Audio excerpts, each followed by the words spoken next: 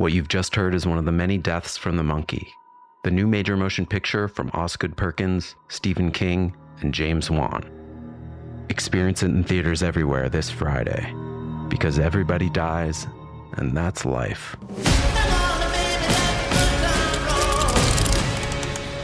Let's have some fun. This episode is brought to you by Progressive Insurance.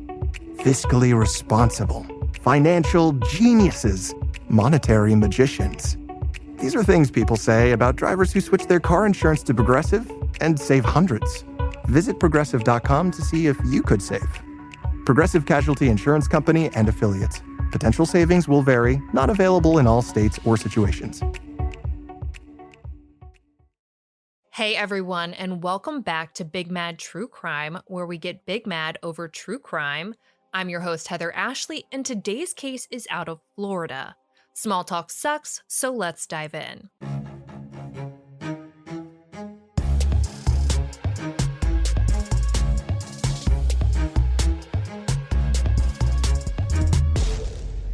"33-year-old Nicole Montalvo was the kind of girl who had a million best friends. She was strong, she was confident, and she was kind.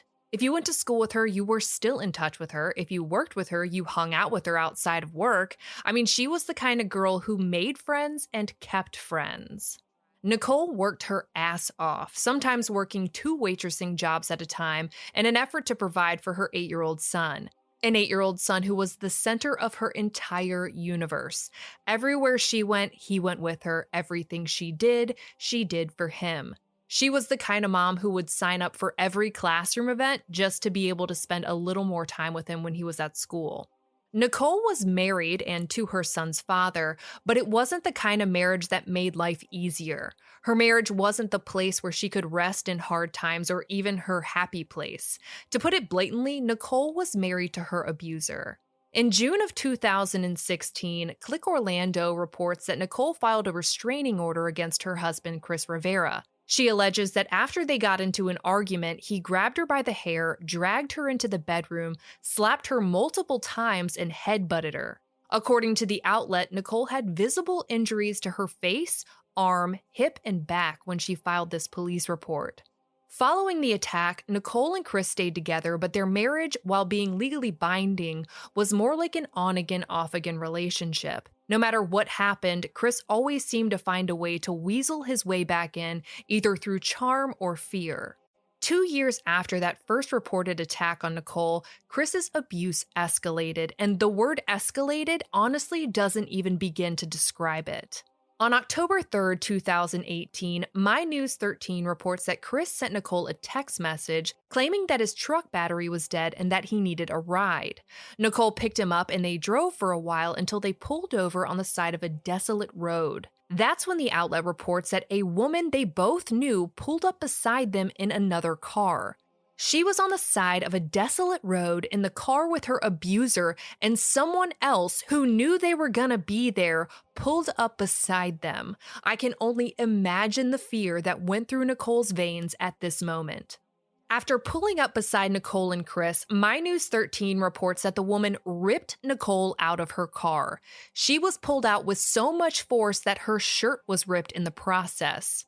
Nicole was thrown to the ground while Chris got on top of her chest and the other woman shoved a cloth into her mouth. When Nicole tried spitting out the cloth, it was shoved back in and her mouth and nose were covered.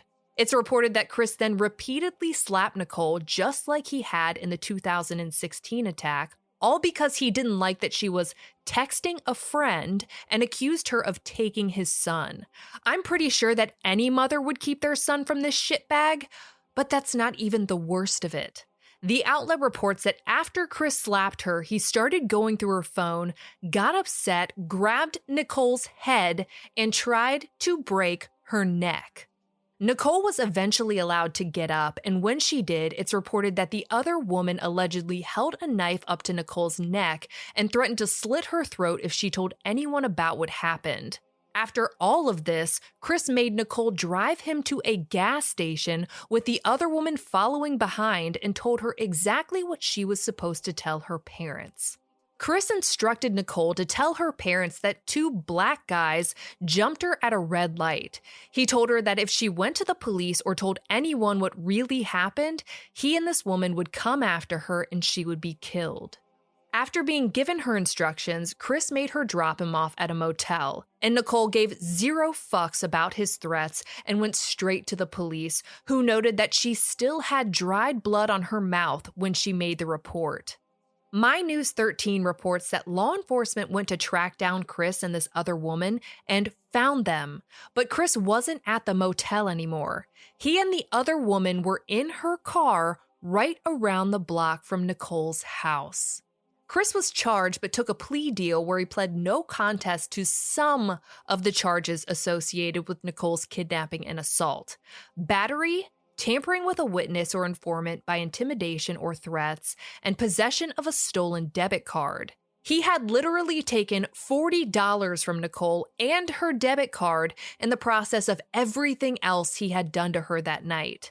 His plea deal got him 8 whole months in jail. 8 months. That's all he got after clearly planning an attack and trying to break Nicole's neck. The other woman in the attack did not take a plea deal and went to trial, and I shit you not, she was found not guilty. Nicole's abuse spanned years, and I want to encourage everyone listening to this to fight any urge to ask the question, why didn't she just leave? Because it's not that easy. It never is. Abusers break down any sense of self-worth their victim has, and they do this to accomplish multiple things. One of them being they want their victim to feel like they can't do any better, that this is as good as it gets for them, that no one could ever possibly love them except for their abuser, as if their abuser is doing them some type of favor by being with them.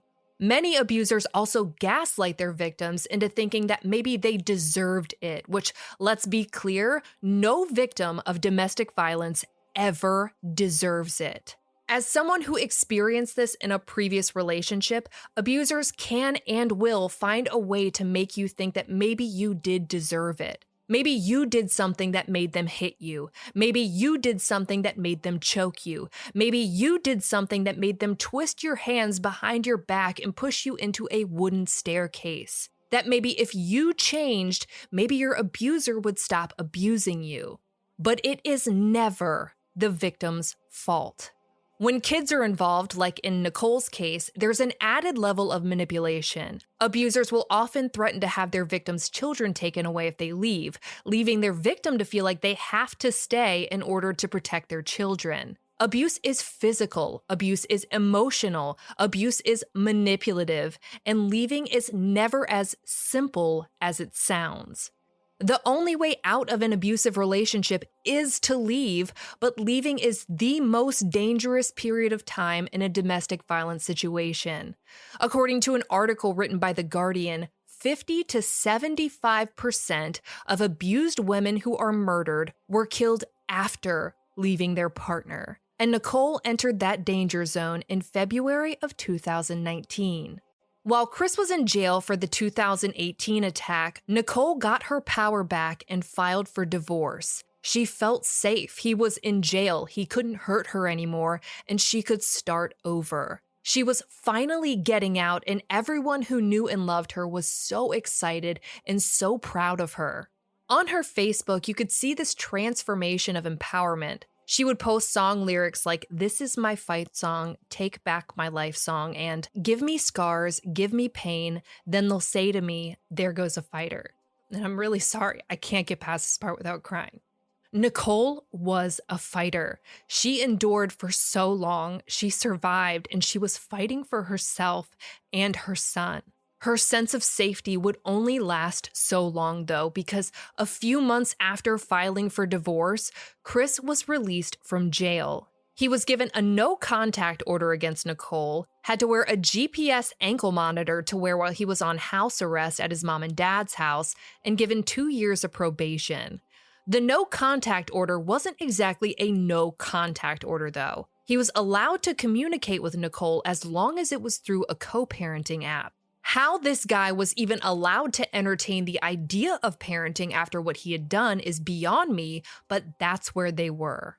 In early October of 2019, Nicole wrote a letter to the judge who'd issued the protective order and asked for something that no one saw coming. According to Click Orlando, she asked the judge to loosen the protective order, saying that it had been difficult for them to move on with their lives because they weren't allowed to communicate as a family, and that she had a lot of trust in her in-laws because no matter what happened, they were always there for her and her son. A lot of people questioned what motivated her decision to write this letter and wondered if it was genuine or if maybe she was pressured into writing it. But in the end, it wouldn't matter if the request was granted or not because a few weeks after writing it, she vanished. On the evening of Monday, October 21st, 2019, Nicole drove over to her in-laws' house on Hickson Avenue in St. Cloud, Florida, where her estranged husband Chris was on house arrest, to drop off their 8-year-old son. According to Click Orlando, their son was going to spend the night there and Nicole was going to pick him up from school the following afternoon, but she never showed. Nicole was a no-call, no-show for work that day, and when it came time to pick her son up from school, he waited and waited and waited, but his mommy never came.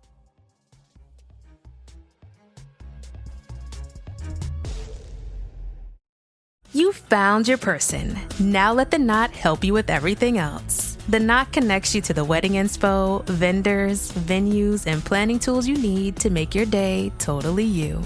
Having helped plan 25 million weddings, we've got your back when it comes to every little detail like RSVPs, budgets, and more. Because your wedding comes to life with the connections that matter the most. Get started at theknot.com/audio. The Knot. Let's plan your wedding together.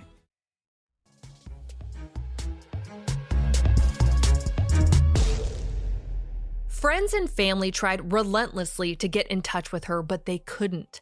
She wasn't home, her car wasn't even there, and her phone had been turned off. Knowing how dedicated she was to her son and how much she had gone through to protect him, they knew that something was wrong and reported her missing.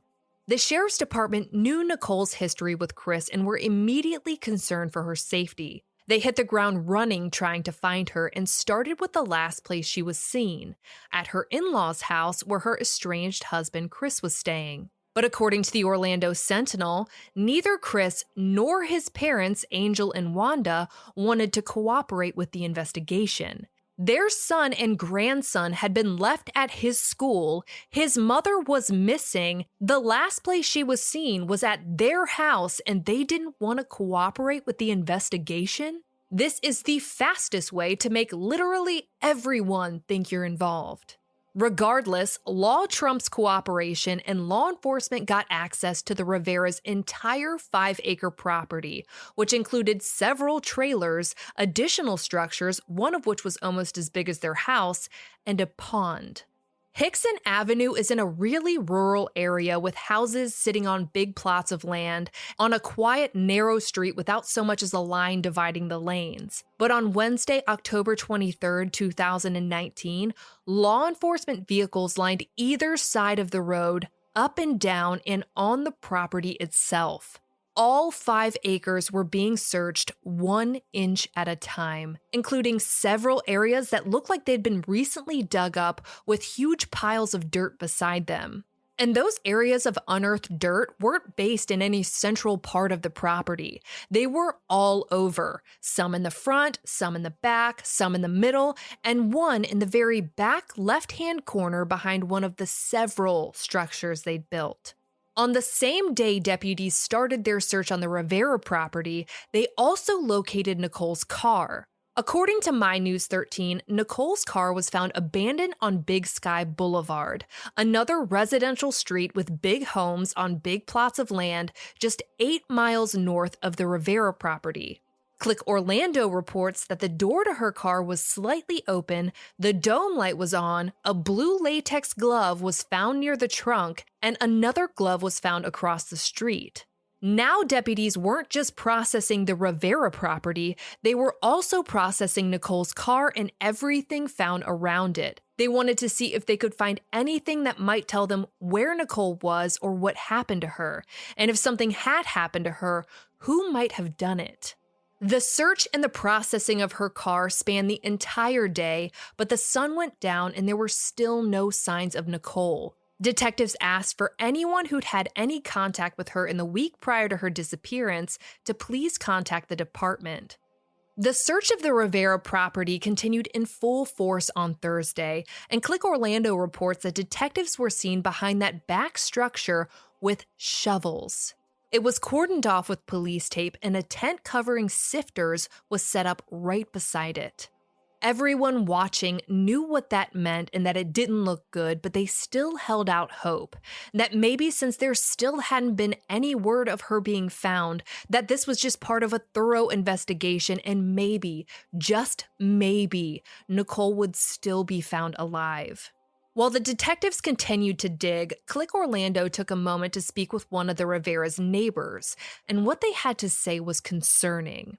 The neighbor told the outlet that the Riveras burnt trash a lot, which isn't uncommon. But what is uncommon is the fact that he'd recently seen them digging in their yard with a bulldozer, a whole-ass bulldozer.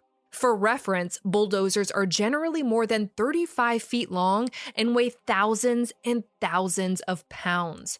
Who bulldozes their yard? The neighbor goes on to say that he hadn't had much interaction with Chris Rivera because he was a questionable character and that this entire thing is fishy. The sun went down Thursday night with no signs of Nicole, but deputies didn't stop their search. Instead, Click Orlando reports that local law enforcement parked their full-blown command center on the Rivera property and brought in generators to light up the property while they continued to dig and dig and dig. And they weren't digging with shovels anymore, they were digging with a backhoe. If you're anything like me, you might be wondering which of the yellow tractor-y things this is, and it's the gigantic one, the one with the long arm and the bucket at the bottom that can dig, lift, and dump more than 1,000 pounds of dirt at a time. After 3 days of digging, the sheriff's department announced that they were going to be holding a press conference, and everyone's hearts sank. On Friday, October 25th, 2019, the sheriff held a press conference and announced that during the search of the Rivera property, they found what looks like human remains. The use of the word looks like stuck out to a lot of people. What did they mean by it looks like human remains? Nicole had only been missing for 4 days. Sure, it's warm in Florida, but even still, what could have happened in 4 days for them to not be able to tell if the remains they found were even human? He continues on to say that the suspected remains found are in a state where they can't even determine whether they're from a male or a female. What is happening? Were only certain parts of her body found? And even if that's the case, what makes the remains so unrecognizable that law enforcement can't tell if they're from a male or a female, let alone whether or not they're even human at all? By 4:01 p.m. that afternoon, Fox 35 caught the medical examiner's van leaving the scene with the suspected remains, and everyone was left to wait for any confirmation. Were they human remains? Had they found Nicole? While everyone waited for answers, Chris Rivera was immediately arrested, but not for murder. According to WFTV, Chris was taken into custody on a probation violation and violation of a domestic injunction, meaning he had violated that protective order against Nicole. According to Click Orlando, Chris admitted to texting and calling Nicole on October 18th, explicitly violating the stipulation that he could only contact her through that co-parenting app. What came out of left, right, and center field was the fact that Chris wasn't the only person arrested that day. His father, Angel Rivera, Nicole's father-in-law, the one she said was always there for her and her son, was arrested as well. But again, it wasn't for murder. WFTV reports that while searching the Rivera's home, deputies found a Powerade bottle in Angel's dresser drawer that was filled with 75 9mm rounds of ammunition. Having bullets in a Powerade bottle isn't illegal in and of itself. You can have them in pickle jars, shoes, old umbrellas, wherever the fuck you want. Unless, of course, you're a felon, which Angel was. So he was taken into custody, but not to jail. Yet.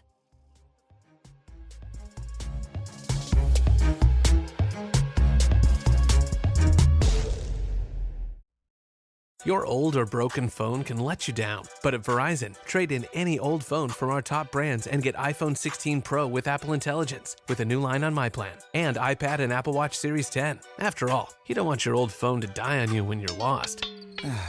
Perfect. Or for your broken phone to glitch at the worst possible time. Hey, can I get your number? Oh. Trade in your old phone for a brand new iPhone 16 Pro, iPad, and Apple Watch. Visit Verizon.com today. Additional terms apply. Service plan required for Apple Watch and iPad.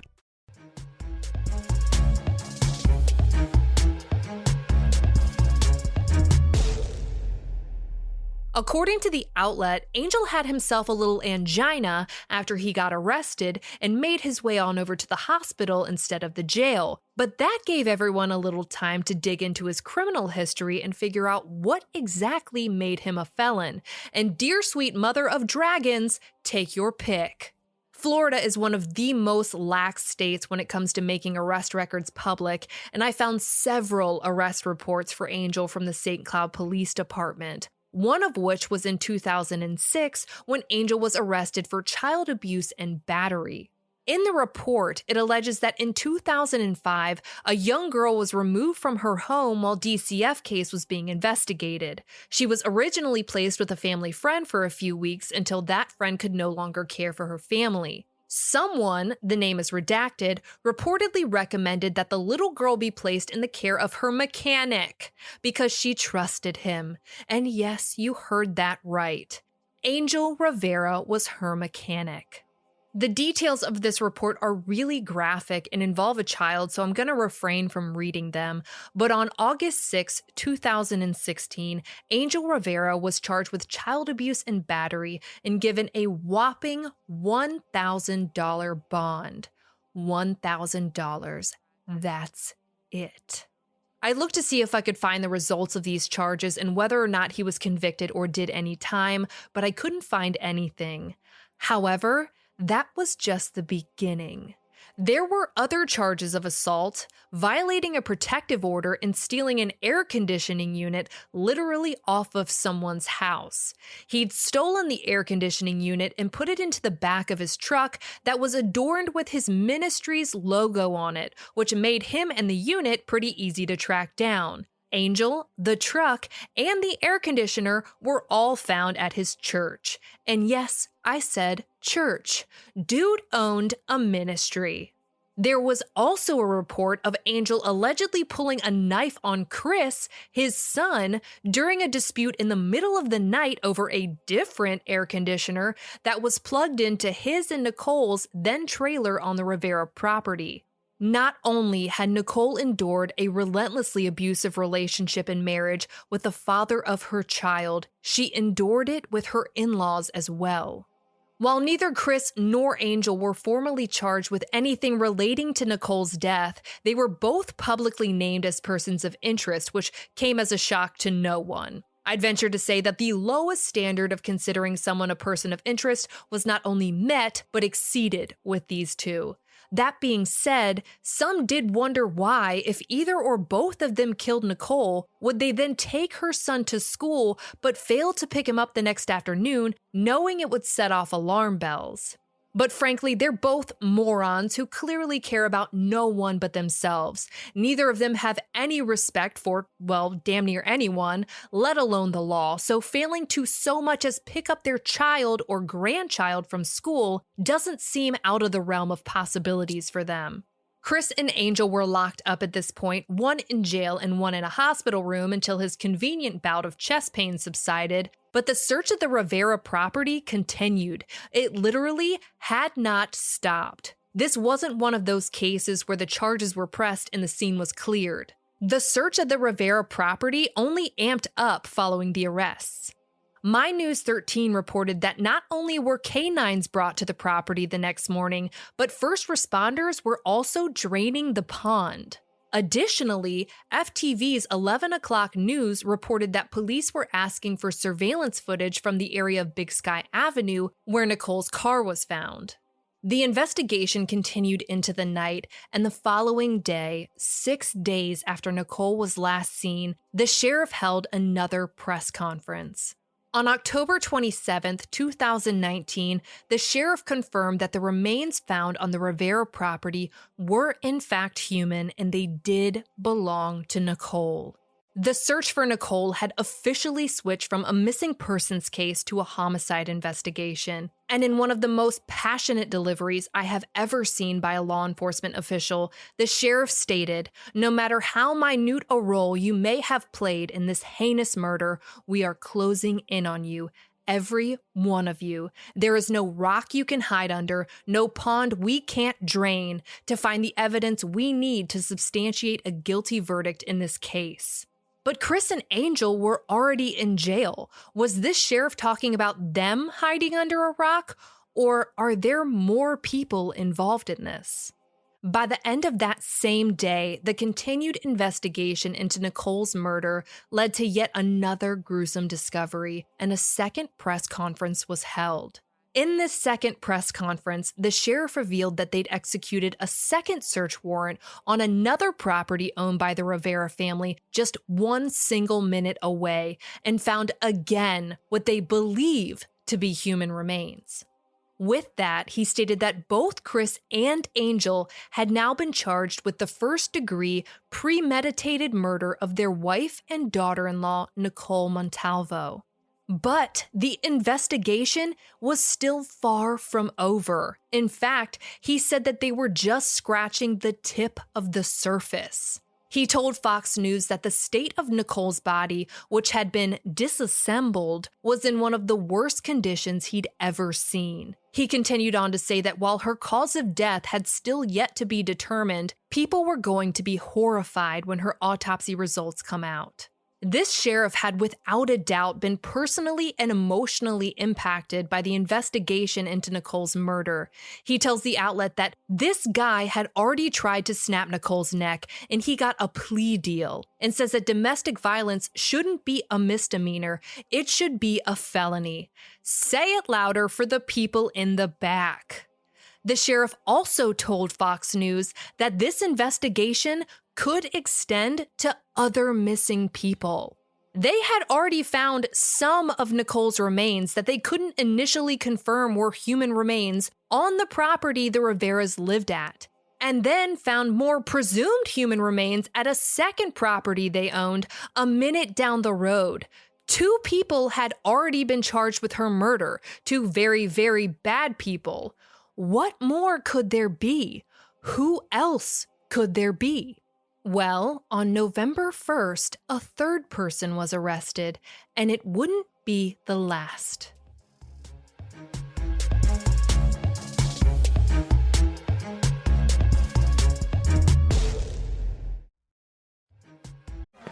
Yeah, sure thing. Hey, you sold that car yet? Yeah, sold it to Carvana. Oh, I thought you were selling to that guy. The guy who wanted to pay me in foreign currency, no interest, over 36 months? Yeah, no. Carvana gave me an offer in minutes, picked it up, and paid me on the spot. It was so convenient. Just like that. Yeah? No hassle. None. That is super convenient. Sell your car to Carvana and swap hassle for convenience. Pickup fees may apply.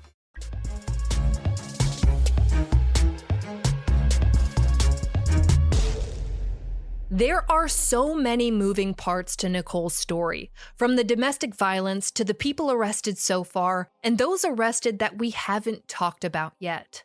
There are witnesses, evidence, beef with law enforcement officials, and leaving any of it out just wouldn't do her case justice, so this case is gonna have to be a 2-parter. Nicole Montalvo's entire story deserves to be told, and told in its entirety, from her fight for freedom to her fight for justice. If you're experiencing any form of domestic abuse, please reach out.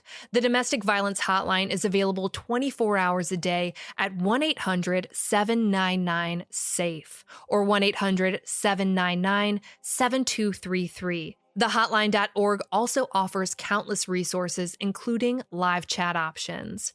Domestic abuse is terrifying and isolating, but know that you are not alone. You are loved, and there is help available. For all photos pertaining to part 1 of Nicole's case, check out her highlight at the top of my Instagram profile at @TheHeatherAshley, and join me there tonight at 8 p.m. Eastern, where you go live with me and we talk about her case. If you like your podcast ad-free, head over to our Patreon at patreon.com/BigMadTrueCrime, where for just $1 whole a month, your episodes are totally ad-free. If you need more episodes in your life, for just $5 a month, you get a bonus episode on the first Monday of every month. All your episodes are ad-free, and you'll also receive a forever discount code for all Big Mad True Crime merch. And of course, anytime you sign up, you get instant access to all previous bonus episodes. I'll be bringing you part 2 of Nicole's case a week from today, and I cannot wait. But until then, we out.